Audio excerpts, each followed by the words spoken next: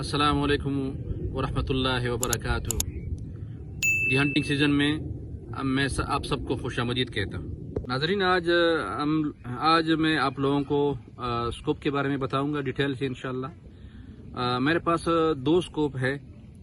एक hoc company का है जिसकी मैग्नीफिकेशन है 4-14-40 AOIR, और दूसरा स्कोप है डिस्कवरी का, डिस्कवरी VTZ, जिसकी मैग्नीफिकेशन है 6-24/50। आइए अब जानते हैं कि इन दोनों स्कोप में फ़र्क क्या है, इसमें डिफरेंस क्या है। इसमें जो हॉक कंपनी का है ये सेकंड फोकल प्लेन है, जिसकी मैग्नीफिकेशन जिस तरह मैंने पहले भी बताई 4-14/40। सेकंड फोकल प्लेन जो है उसकी डिसएडवांटेज ये है कि आप जिस टारगेट को आप नज़दीक करते हैं, जूम करते हैं, जूम इन करते हैं, तो वो सिर्फ आपको जो टारगेट है वो आपको करीब करके लाता है। इसका रेक्टिकल अपनी जगह पे बरकरार रहता है। और जो फर्स्ट फोकल प्लेन स्कोप है उसमें आप जूम इन करेंगे या जूम आउट करेंगे, आप जिस टारगेट को जूम इन करते हैं वो टारगेट के आपके करीब आते आते इसके साथ जो रेक्टिकल है वो भी साथ में करीब आता है, तो उसमें जो है टारगेट मिस होने के चांसेस बहुत ही कम रहते हैं। तो आइए नाजरीन, अभी मैं फर्स्ट फोकल प्लेन और सेकंड फोकल प्लेन दोनों को टारगेट पे जूम इन आउट करके आप लोगों को प्रैक्टिकली दिखाता हूँ। अभी मैं आप लोगों को जो फर्स्ट फोकल प्लेन है, वो जो सामने टंकी है, इसमें तकरीबन ये 60 मीटर से ज़्यादा है, 60 यार्ड से 65 के करीब होगी तकरीबन। इसको हम पहले चेक करते हैं, इसको जूम आउट और जूम इन करते हैं।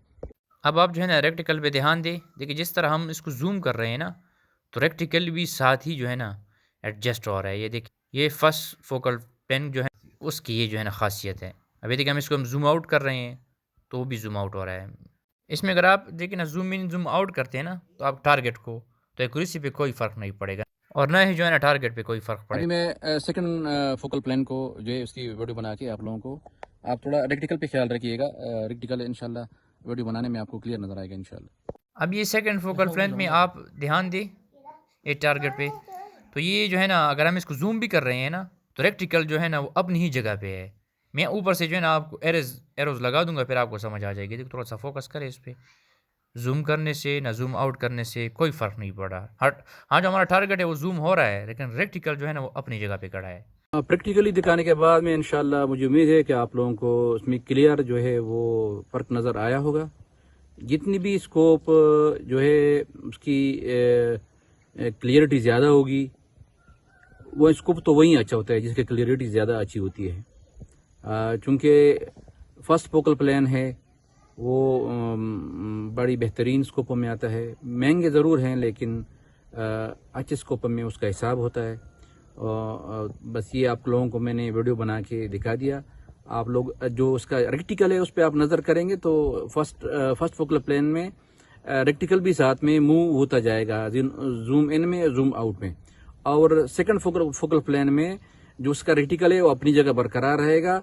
जो ऑब्जेक्ट है उसको जो है इन आउट करेगा, रेक्टिकल अपनी जगह पे कायम रहेगा।